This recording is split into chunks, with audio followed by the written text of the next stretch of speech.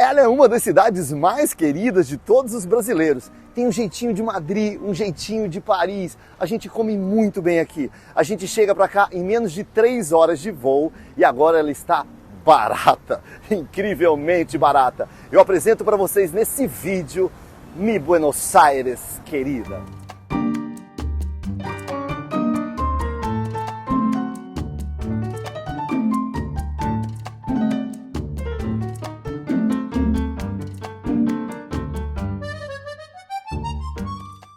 Maio é um mês de muita importância histórica para os argentinos. Sendo assim, não deveria ser de se espantar que a principal praça da cidade seja chamada de Praça de Maio, ou Plaza de Mayo, como dizem os argentinos, né? A principal dessas datas é 25 de maio de 1810, né? E é justamente por conta dos movimentos de independência que essa praça ganha a importância histórica que ela possui hoje. Ao redor dessa praça, a gente pode ver uma concentração enorme de grandes prédios históricos, né? A Catedral Metropolitana da cidade está aqui nessa praça, a sede do governo federal está aqui nessa praça. Isso é muito um costume e um hábito dos espanhóis, que costumavam reunir os principais prédios e monumentos históricos ao redor de uma praça maior, ou de uma grande praça com as características dessa praça aqui de inspiração espanhola.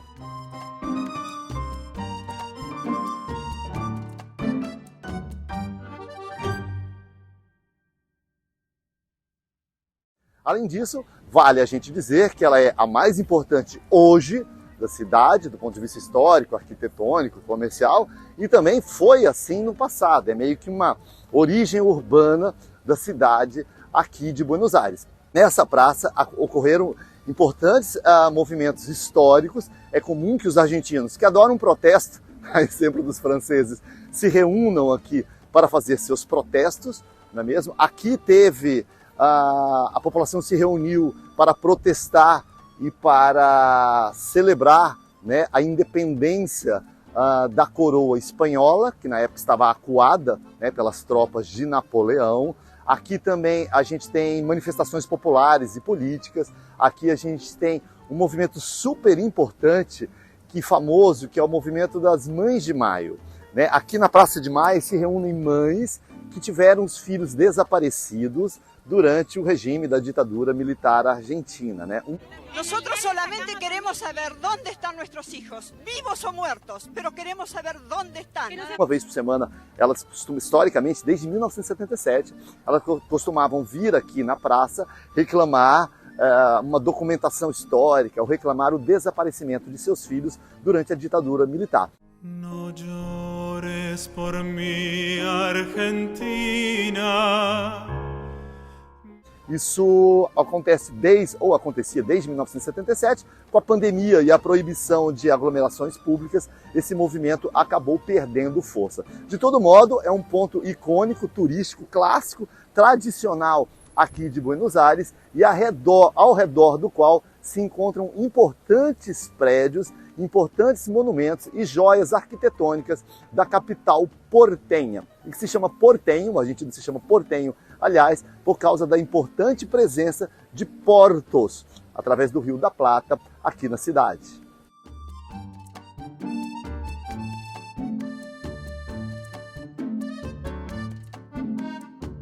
E aqui atrás de mim a gente tem a Casa Rosada. A Casa Rosada é a sede do governo federal. É onde o presidente da República, ou a presidente, quando é mulher, fica aqui durante seu mandato em Buenos Aires. Não é onde eles moram, onde eles dormem, é apenas onde eles despacham. É o escritório administrativo do Executivo Federal argentino.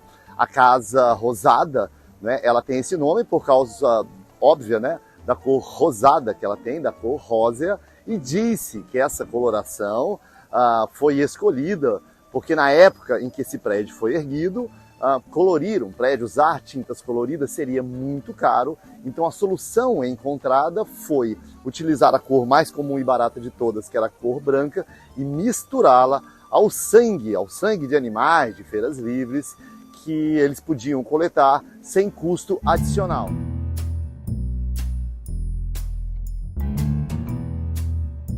E aí, tá gostando do vídeo? Buenos Aires é incrível, sensacional. E se você acha essa cidade incrível e se você está gostando do vídeo, quero saber por que você não deixou o seu like, seu comentário e não assinou o nosso canal. Você já visitou Buenos Aires? Gostaria de visitar Buenos Aires? Deixa aí no seu comentário e vamos para mais conteúdo aqui da cidade de Buenos Aires. E uma vez em Buenos Aires, você não pode deixar de vir no El Caminito, esse bairro lindo, multicolorido, que fica pertinho aqui de La Boca. As casas são coloridas assim por uma tradição do passado, né? Isso aqui era um bairro de imigrantes italianos, né? Havia alguma pobreza e eles utilizavam para pintar suas casas as tintas, né, que os marinheiros que sobravam, né, da pintura dos barcos. Como não sobrava tinta em quantidade suficiente para pintar a casa inteira, eles iam pegando esse resíduo. Sobrava um pouquinho de tinta amarela, um pouquinho de tinta verde, um pouquinho de tinta azul, e eles faziam essa mescla aleatória e que acabou ficando uma marca característica e inconfundível de Caminito. E essa é a esquininha clássica que todo mundo quer tirar uma foto para postar nas redes sociais. Esse horário no meio da tarde é mais tranquilo, mas normalmente você encontra aqui uma fila enorme pelo privilégio de tirar uma foto na esquina mais colorida e famosa de Buenos Aires, Caminito.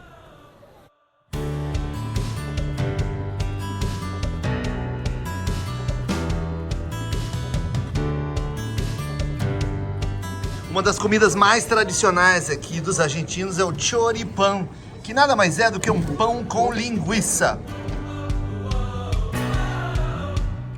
Aqui permanece sendo uma espécie de cortiço, onde as pessoas vivem como antigamente nesse bairro de origem popular de Buenos Aires.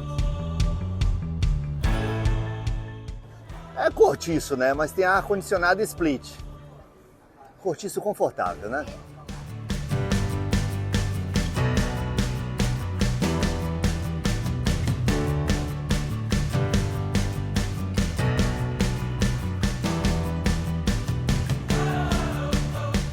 Quem disse que tucano só tem no Brasil?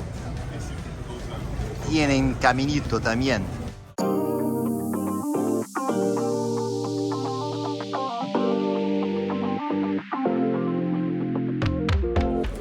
E hoje para jantar eu pedi uma milanesa fugazzetta, que é um estilo italiano com muito queijo e cebola por cima. E para acompanhar, claro, papas fritas, que ninguém é de ferro.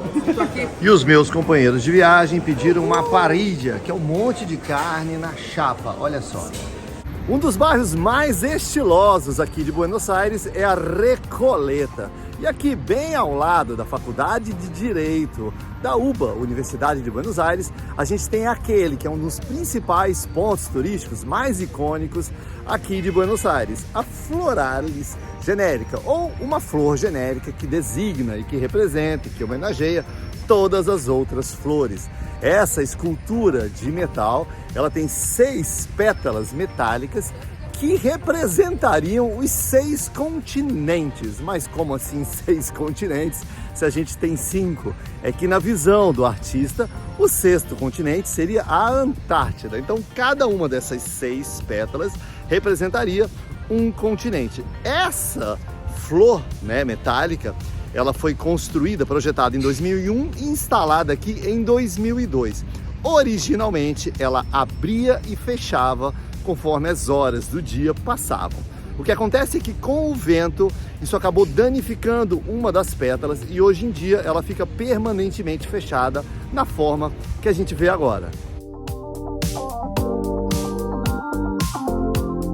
E aqui atrás de mim a gente tem esse prédio belíssimo que parece um museu, mas na realidade é a Faculdade de Direito aqui da Universidade de Buenos Aires.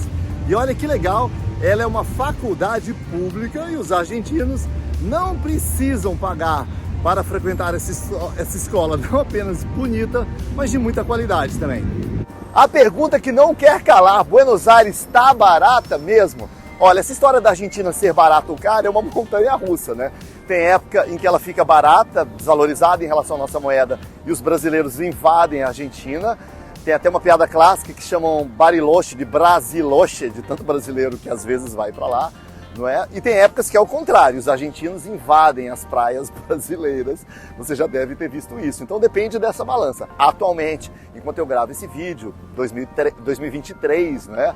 A gente tem um processo de inflação muito grande aqui e de desvalorização da moeda argentina, então está de fato barato, né, você ficar aqui na Argentina. A gente sai para comer e come em bons restaurantes, come carne, vinho, cerveja, paga 10% e no fim a conta não dá R$100, né?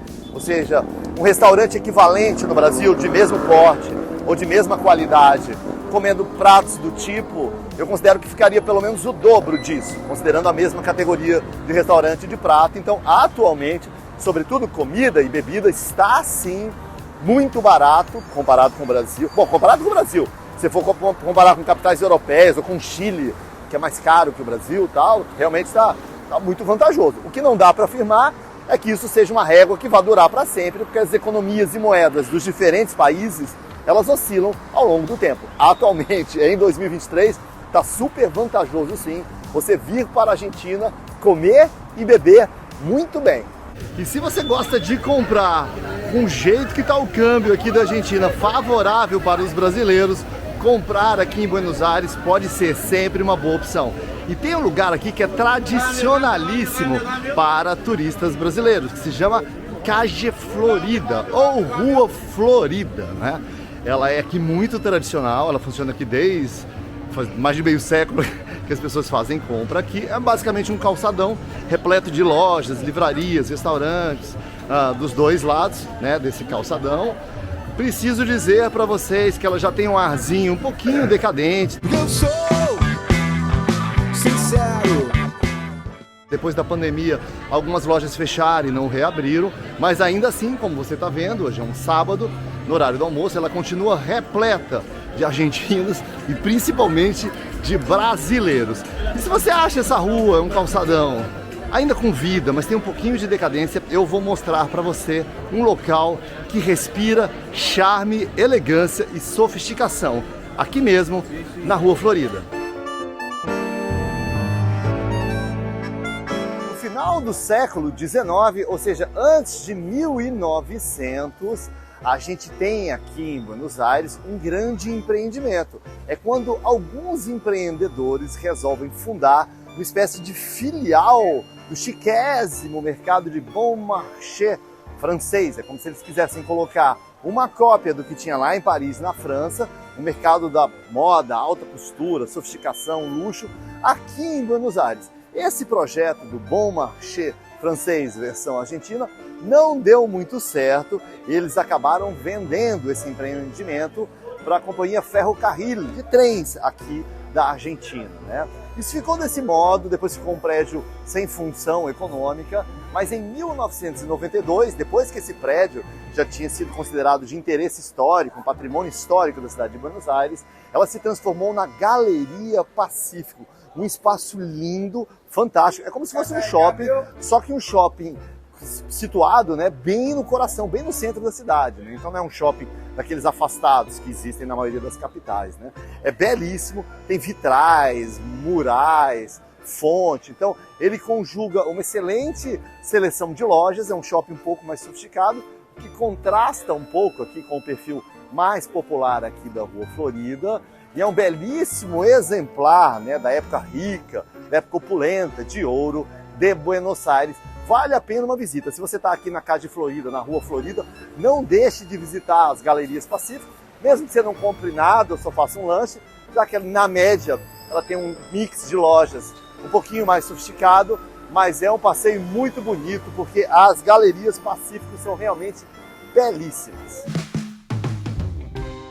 Olha o naipe do local, parece um museu, parece que você está em Paris, é lindo demais.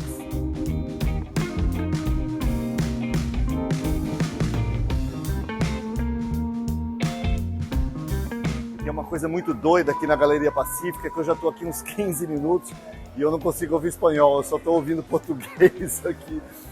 Eu chutaria aqui que aqui a gente tem muito mais cliente agora, ou visitante, né, brasileiro do que argentino, porque a gente ouve toda hora português, em parte, não só porque somos vizinhos, o Brasil é um tradicional visitante da Argentina, mas também porque o câmbio aqui atualmente está muito favorável para os brasileiros. Agora, apesar da Argentina estar barata, né, você vem aqui num shopping que tem um mix de lojas mais sofisticados, né? Então isso não quer dizer que você vai comprar produtos super baratos, né? Talvez você compre comida barata, bebida barata, mas produtos você vai depender um pouco da cotação desses produtos. Então não necessariamente em produtos, em mercadorias, você vai encontrar a mesma pechincha que a gente vem encontrando em serviços, em comidas e bebidas. Falando de custo de vida, uma coisa importante que eu preciso falar com vocês é a respeito de dinheiro, né? A gente diz que a Argentina está barata e agora em 2023 de fato está barato, mas a gente tem uma distorção de câmbio muito grande aqui. Sempre vai haver uma distorção do dólar comercial e do dólar paralelo. No Brasil é assim também. Hoje, enquanto eu gravo esse vídeo, o dólar comercial no Brasil está na média de R$5 para comprar $1. Então $1 custa R$5. Mas isso é a cotação que você vê na TV, no jornal. Se você sair e tentar comprar dólares a R$5, a não ser que você ache um amigo, um parente que voltou dos Estados Unidos e queira te vender, você não consegue comprar nisso. Você vai numa casa de câmbio e vai estar, sei lá, 5,20, 5,30. Então tem um ágio aí, ou seja, para você comprar para valer essa cédula de dólar, ela vai te custar 5%, 6% mais caro do que você vê na TV e no jornal. Aqui na Argentina, eles têm uma distorção muito doida, porque o câmbio oficial e o câmbio blue, ou câmbio paralelo, câmbio, enfim, que as pessoas praticam na rua, é 100%, 105%.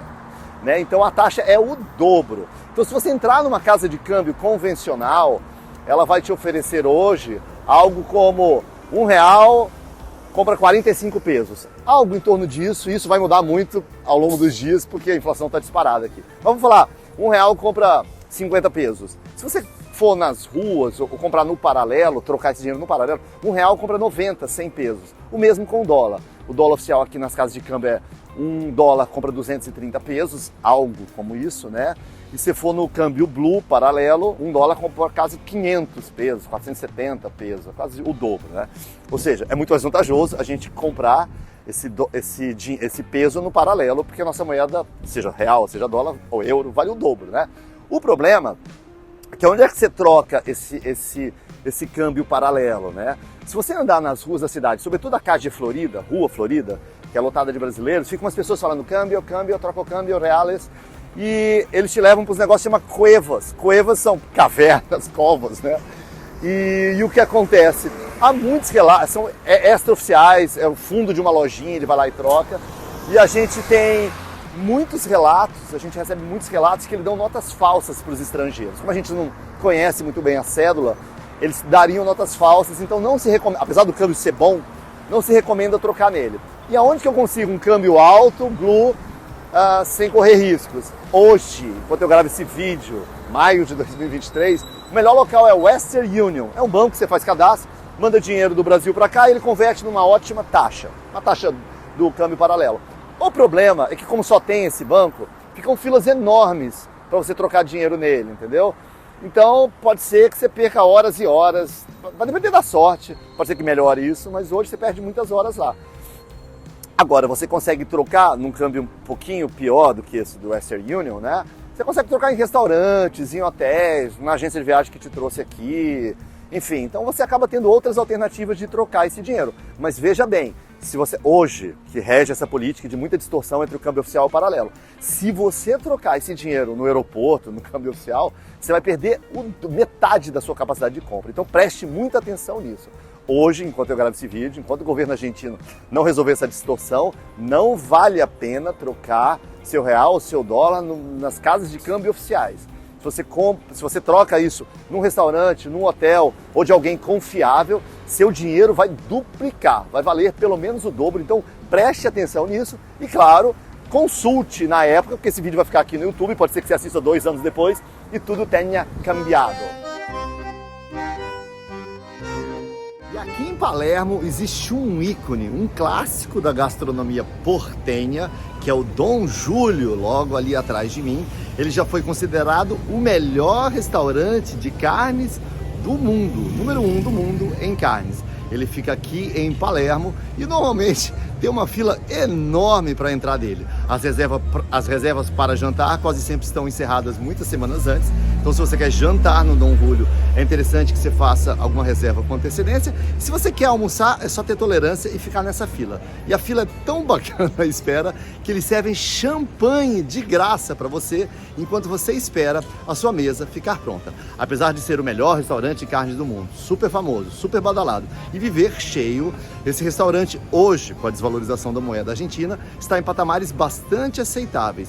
É provável que você vá como uma entrada, a famosa provoleta, de provolone deles, uma carne, e ao final gaste algo próximo a R$200, o que seria algo próximo a $40. Não exatamente barato em níveis absolutos, mas considerando a classe, a fama, né, e a qualidade do restaurante, é um preço muito interessante para você comer naquele que possivelmente seja o melhor restaurante de carne do mundo. Falando então em Dom Julio, falando então em carnes, quais são os pratos típicos e o que os argentinos comem?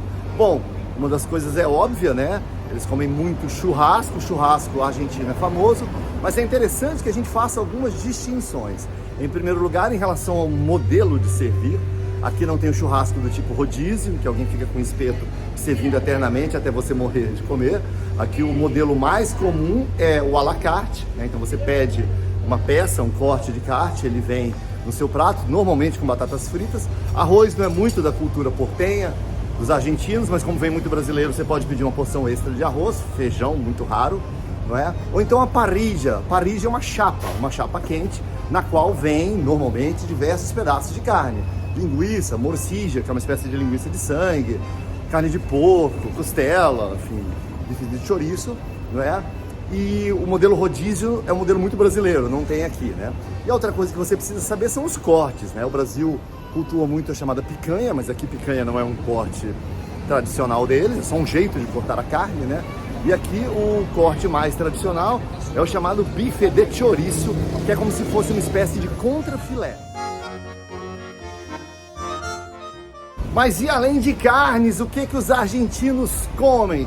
Bom, eles tiveram aqui uma colonização italiana muito forte, então obviamente as massas aqui é um ponto forte dos argentinos, então as massas são boas. Tem a pizza, e eles têm uma pizza tradicional que se chama fogazzetta, que é uma pizza com muito queijo mesmo, e muita cebola, né?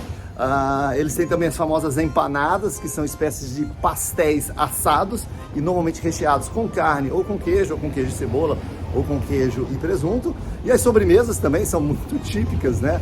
Eles usam muita coisa à base de doce de leite, né? Eles têm também os famosos alfajores, alfajor ou alfajor, né? Consiste um sanduíche de biscoito e doce de leite no meio. Eu particularmente acho muito doce, é doce demais para o meu padrão, mas muita gente gosta. Então eu tenho certeza que você vai se dar muito bem aqui em termos de comida em Buenos Aires. E como se locomover aqui em Buenos Aires? Bom, o meu método predileto é a pé. Nada melhor do que caminhar muito pela cidade de Buenos Aires, até mesmo para gastar um pouco dos quilinhos extras que a gente vai acabar adquirindo aqui com tanto vinho e doce de leite, não é mesmo? Agora, você tem outras opções, né? Você tem aqui Uber, táxi, metrô. Metrô daqui é o metrô mais antigo de toda a América Latina, então é razoavelmente eficiente, super barato, embora um pouco antigo, né? Porque ele é antigo de fato, não é? E agora, eu me sinto constrangido, mas eu preciso dizer aqui, os taxistas daqui têm uma fama horrorosa. Eu sou sincero. Eu não gosto de dizer isso, porque é um pouco desrespeitoso com os países, e é uma generalização, e toda generalização nunca é perfeita. Entretanto, é um fato que a gente tem uma quantidade de relatos absurda, eu sou testemunha disso, de problemas com os taxistas argentinos, quando eles percebem, não todos os taxistas, evidentemente, mas um número razoável, né, de quando eles percebem que são turistas. Então, são vários golpes, né? Um dos golpes é ficar dando mais volta do que precisa, cobrar mais caro, adulterar taxímetro, começar o taxímetro com um valor maior do que seria a bandeira inicial, dar notas falsas de troco, te dar o troco errado, por exemplo, você dá uma nota de 1.000 pesos, sei lá. Ele fala, não, você me deu de 100 pesos, você não me deu de 1.000. Tem até golpe mais engenhoso, que é o que está acontecendo agora, né? eles atendem o telefone no meio da corrida, falam, desculpa, eu preciso atender, estou com um problema em casa. E aí começa a contar uma história super triste, que o filho está com leucemia, o filho está morrendo e a Argentina está em crise, e ele não tem dinheiro para comprar remédio, enfim, conta uma história super triste. E aí no fim as pessoas acabam se compadecendo e dão para ele, além da corrida, 20, 30, 40, 50 dólares, que ele fala que o filho está na iminência de morrer, enfim. Tem até uma coisa que os taxistas dizem, dizem assim entre eles, né, obviamente, pelo que se sabe, que brasileiro não é bom de dar gorjeta, é meio mão de vaca, mas é coração mole, né? Então o jeito mais fácil, às vezes, de conseguir um dinheiro extra é contar uma história triste, que a gente acaba dando um dinheiro a mais. Enfim, agora, é uma generalização e uma coisa que, de um modo geral, os aplicativos de corrida, como Cabify e Uber, acabam minimizando esses riscos para vocês. Tradicionalíssimo aqui na Argentina e particularmente em Buenos Aires são os shows de tango. Aqui tem show de tango em todo lugar, em pequenos cafés ou em grandes teatros, né? São uma infinidade de opções que às vezes pode até confundir o turista em diferentes estilos, não é mesmo? Na maioria dos casos, esse show é composto de uma ceia show, no qual você tem o jantar, com 3 pratos, na maioria dos casos, entrada, prato principal, sobremesa, e normalmente incluindo as bebidas, água, cerveja, refrigerante, vinho da casa, não é? E também o show, depois o show de tango. Você pode comprar também esses espetáculos, só o espetáculo sem o show, é bem mais barato. O que ocorre é que quem compra só o show sem o jantar, normalmente eles deixam no fundo do teatro, em posições menos privilegiadas.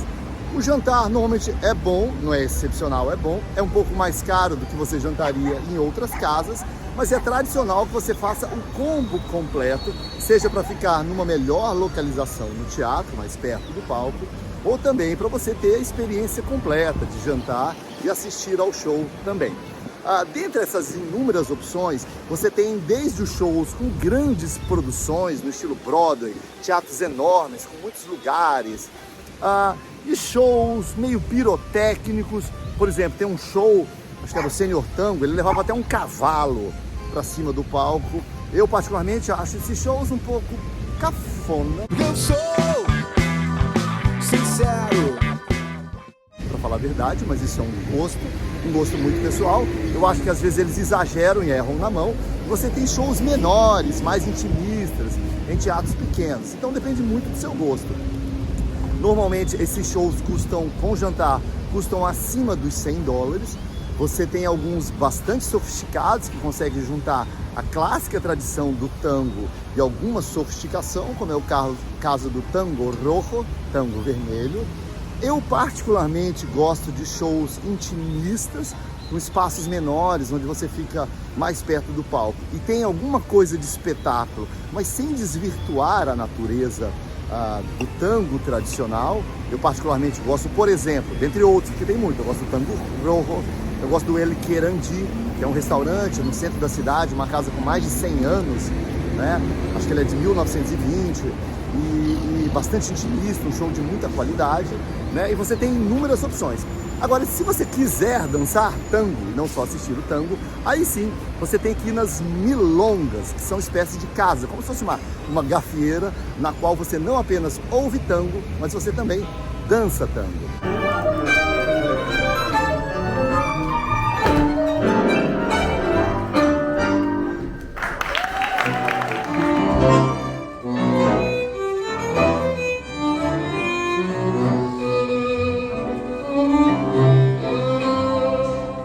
Que talvez você tenha, seja quantos dias ficar em Buenos Aires. Olha, é muito comum que brasileiros venham para cá num feriadão prolongado, por exemplo, vem numa quinta-feira e volta num domingo, e tem muita coisa para você rechear nesse período de 3, 4 dias. Entretanto, a capital Buenos Aires e seus arredores oferecem atrações para você ficar até uma semana aqui na cidade. Eu considero que 2, 3 noites é uma pena, a menos que você já tenha vindo aqui e já conheça, queira só fazer um repeteco rápido, tudo bem, mas o ideal é que você pudesse ficar aqui 4, 5 ou 6 noites para aproveitar com calma, sem apavoramento, né, as coisas da cidade e também um pouco das atrações nos arredores. Você pode, por exemplo, ir para a Colônia do Sacramento, que é uma cidade uruguaia, que você faz num trajeto de barco de cerca de 1h15, 1h30, né? Um passeio que dá para ir e voltar no mesmo dia. Você tem o Tigre, você tem passeios nos arredores, parques temáticos. Então tem muitas atrações, não apenas específicas aqui em Buenos Aires, mas também nos arredores. E tem outra coisa legal de Buenos Aires, é você fazer passeios em bairros, por exemplo, Palermo. É legal passar uma tarde, um sábado à tarde, em Palermo, Sorro. Recoleta tem muita coisa. Aqui tem museus, tanto museus pagos, como Malba, quanto museus gratuitos oferecidos pela cidade. Verá atração de shows, ver um show de tango, flanar pelas praças, muitos parques da cidade. Então é uma cidade que é interessante se você vier 3, 4 dias, mas ela não vai te decepcionar se você conseguir ficar num tempo um pouco mais estendido de 5 a 7 dias.